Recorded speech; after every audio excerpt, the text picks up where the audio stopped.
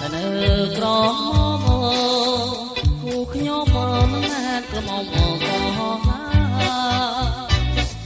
មានទេខែទៅណាអបរួនក្រមាមានស្នេហ៍ជាងចឹង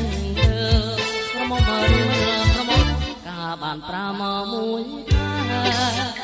ស្រាប់តែប្រពន្ធគ្រប់ខែដងគុណលេការបាន6 ខែស្រាប់តែប្រពន្ធគ្រប់ខែដងគុណលេនៅគិតទៅតែតាមគេតែគេកើតជាកូនអ្នកគិតទៅតាមលពើវិញសិនទៅជាលពើ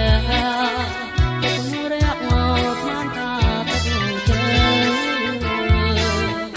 អូនគេឃ្លានស្រាប់តែឥឡូវយកឯងធ្វើវាឃើញនឹងភ្នែកច្បាស់លោកហើយស្រីមកមិនដឹងប្រនឹងភ្នែកច្បាស់លោកហើយស្រីមកមិនដឹងប្រមានទាំង8 កងចំកងអងហើយចងព្រមទៅ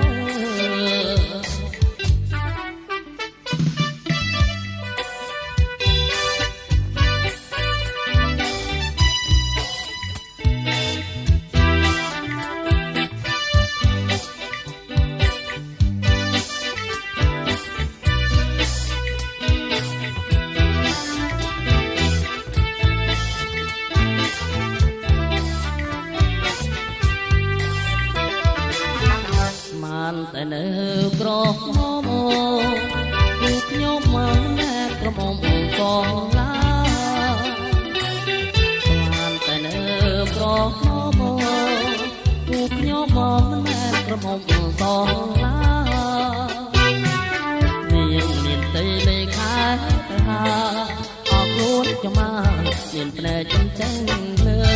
ក្រមុំឬមិនក្រមុំការបាន6 ខែស្រាប់តែប្រពន្ធគ្រប់ខែចងគុណលេការបាន6 ខែ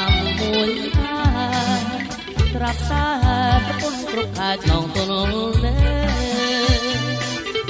នៅគិតទៅចាញ់តោ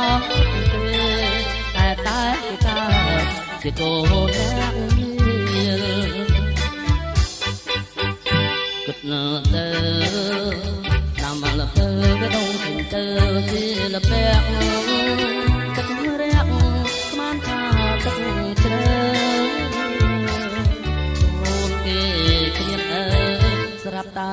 ឥឡូវយកឯងធ្វើវាឃើញនឹងភ្នែកច្បាស់លោកហើយត្រីមកមិនដឹងប្រនឹងប្រែច្បាស់លោកហើយស្រីមកមិនដឹងប្រនេះទឹក8 កងលំហងអងហើយចុះ